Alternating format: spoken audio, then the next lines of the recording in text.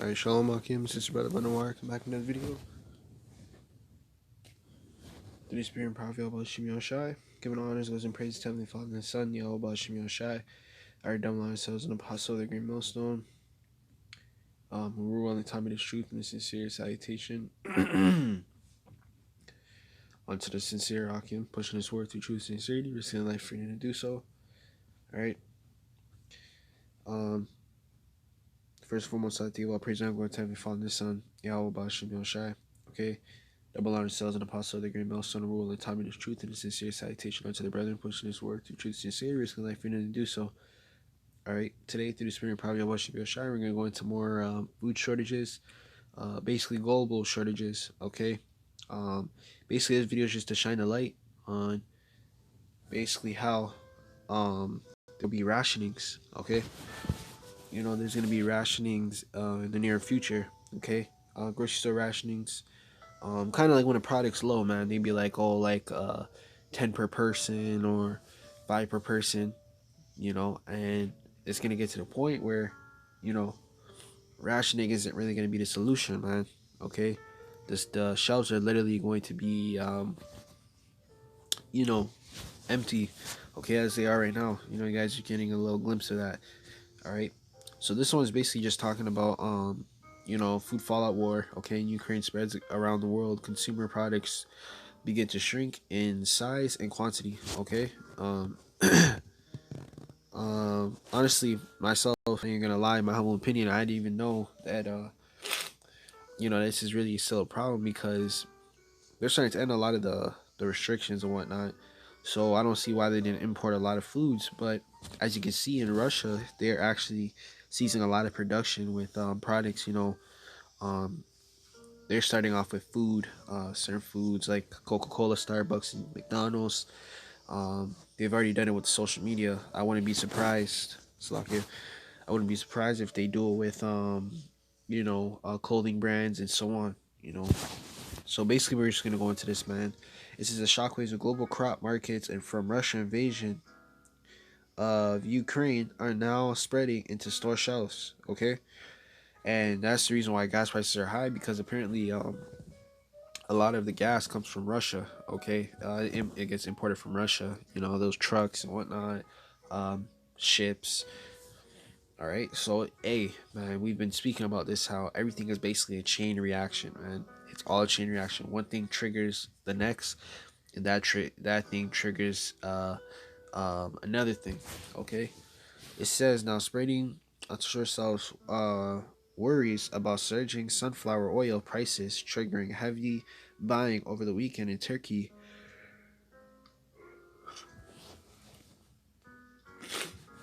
It says as footage of citizens trying to grab tins of cheaper oil at the store went viral. In Egypt, the world's biggest wheat importer, prices of unsustainable bread have jumped in the past week.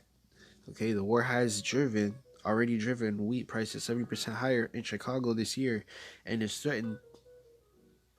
Yeah, it says, and it's threatened the global food trade. Russia and Ukraine. Yeah, it says Russia and Ukraine vital grains. Yeah, grains, vegetable oil, and fertilizers, which means that supply distributions, okay, will be felt all over the world, okay? And these are just a glimpse of what's happening, man, okay? They usually start to happen in these lower countries, you know, smaller countries, whatnot, but they're gonna start to come over here and affect over here, okay? Because America gets a lot of things imported, man. They don't really make a lot of things themselves, okay? So let's get this.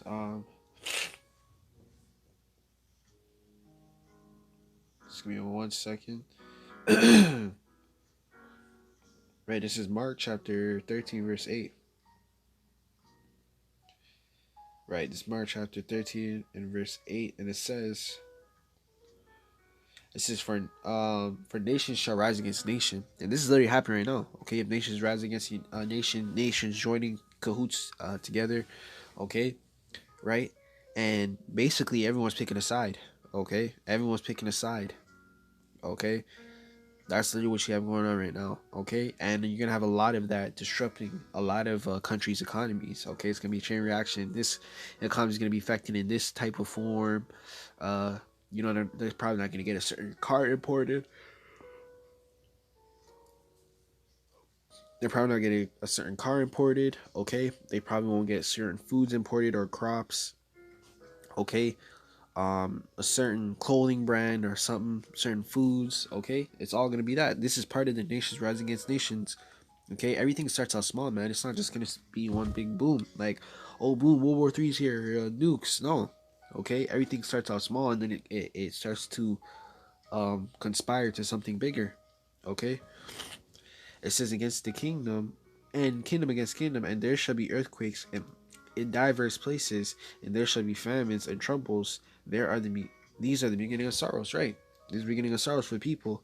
Okay, and a lot of these people are starting to slowly realize. If you go on TikTok, there's a lot of people that make videos about a lot of things that's going on. Small accounts, whatnot. Okay, right? You have small accounts making videos on basically what's going on. Okay, in that regard. Okay, let's jump down. It says, meanwhile, you maybe have noticed this slim down in toilet paper, fewer cookies and bags, and less condition in freezer tubes. The change in subtile might invade less discerning shoppers. It says retail industry experts say we could see more consumer products start shrinking in size and quantity, or both, because of the rising of costs. Right. All right. So you're gonna have a lot of quantity of things, like be a lot smaller. You're gonna have the big thing that's getting ready to come is rations, man. Okay. They've already started um, rationing energy. Okay. That's a big thing, man. They started rationing energy, and you're gonna see a lot of them start to ration foods. Okay. They're gonna start to ration foods, man. Okay. This is Exodus chapter 10 and verse 12.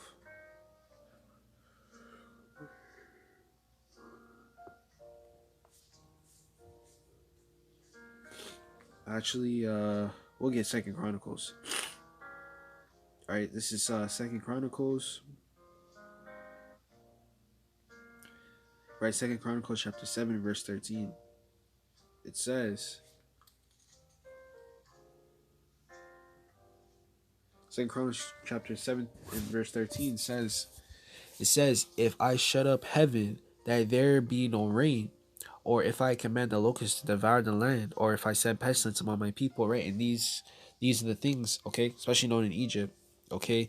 These were things that basically consumed the land, okay? And that's when you know the kingdom's falling, man, due to crop failure, okay? Because that's when the business starts to deteriorate and the economy. A big thing in economies is, products, okay? Basically consumer goods, okay? Clothes, um, food, okay? Cars, all right? And that's discounting oil, wood, water, those things, okay? There's plenty of things that make a good economy, okay? But come on, man, let's be honest, okay? A lot of countries make a lot of their money through tourism. Now, if you really go deep into that, okay, what is tourism?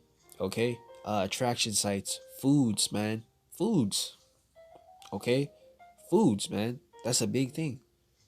All right. So who's gonna want to travel to America, or say, like, let's say a state like California, if they were rationing foods, okay, and the restaurants' menus were shortened? You already seen that with the bear bug that went on. Okay, they shortened the menus, okay, because they were short staffed, and on top of that, they were short in product goods.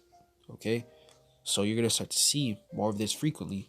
Okay, verse 14, it says, if my people which are called by my name shall humble themselves and pray and seek my face and turn from the wicked ways, then I will turn, and then I will hear from heaven and forgive their sin and will heal their land.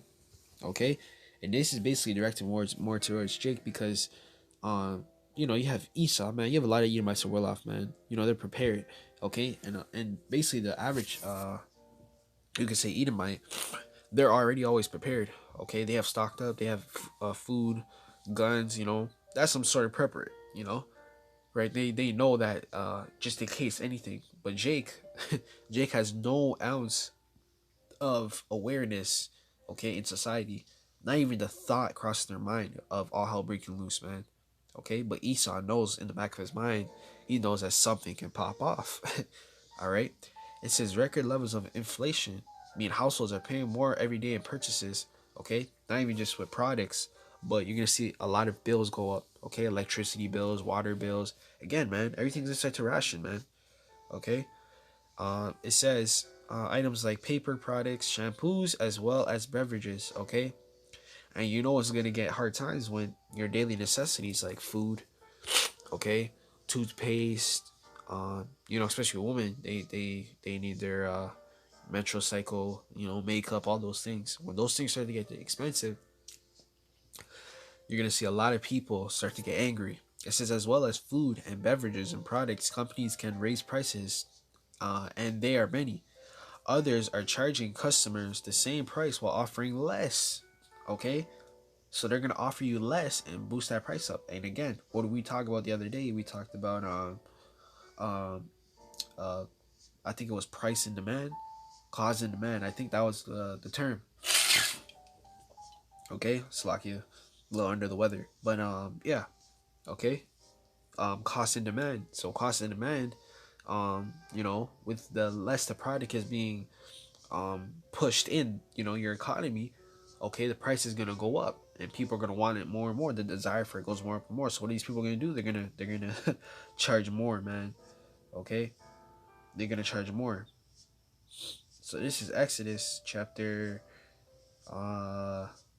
verse 10, and we'll start at verse 12. Okay, con.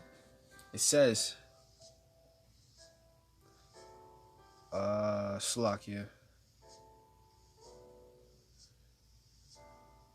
Just want to see, make sure.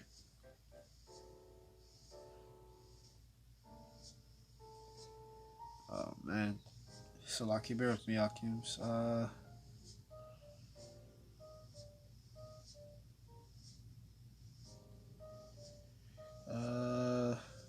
No, I just acting like this. A little technical difficulties.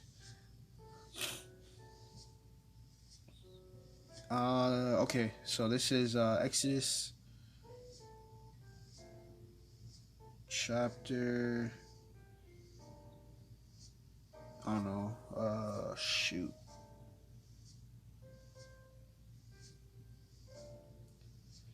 Okay, we'll just go for the whole chapter. I don't know why it's doing that. All right, so this is Exodus chapter 10, and we'll start at verse 12. It says, "And the Lord said unto Moses, Stretch out thine hand over the land of Egypt for the locusts, and they came up upon the land of Egypt to eat every herb of the land." Okay, and even all in the hail have left. Okay, and now in the modern time, you're not gonna have really locusts and stuff like that, bugs. You are gonna have them, but hey man, to a more extent, we live in a more futuristic society, way more than back then in ancient world. So now you're gonna have um and that too, man. You have a lot of fake crops like GMOs and stuff. Okay, so what you're gonna have is um a lot of these farms. Okay, Esau's just gonna dump stuff out himself, man. Okay, he's gonna start to purposely do things himself. Okay, the Lord doesn't really have to send you know, locusts or you know insects to do those things anymore, man. Okay, he's literally gonna have Esau, man. This is how you know Esau's evil, man, because he is gonna be the one to be doing most of this stuff. Okay, right? The Lord doesn't have to bring on a beast of the field, send down an angel. Nah, the Lord's just gonna use Esau to do what he does. Okay, all right, but these are examples in the scripture, man. Okay, Esau's literally gonna starve out the people. That's what he's gonna do. Okay, and that's how he's gonna push his agenda furthermore. Okay, it says, verse 13, "And Moses stretched out forth his rod over the land of Egypt, and the Lord brought an east wind upon the land upon the land, and all the night." It says, "And when it is morning, the east wind shall be brought up to locusts." Verse 14, "And the locusts went over all the land of Egypt, and rested in all the coasts of Egypt. Very grievously they were they. Before there was no such locust as they, neither after them shall be such. Verse 15. They covered the face of the whole earth. Now, that was the whole plague that the Lord brought upon the world at the time. Egypt. It said it covered their whole earth. That's how much locusts the Lord sent to destroy the crops. Alright? So, and that's the thing, because if Egypt had crop failure, okay, or no food, what would the people do? They would probably venture off and go to other places to get food, okay, right? Try and go to Canada, Mexico, okay, and even further. If there's no food in Mexico, they're gonna try and go over further. That's literally what you're gonna have in that day, man. People venturing off to find food, find shelter, find safety.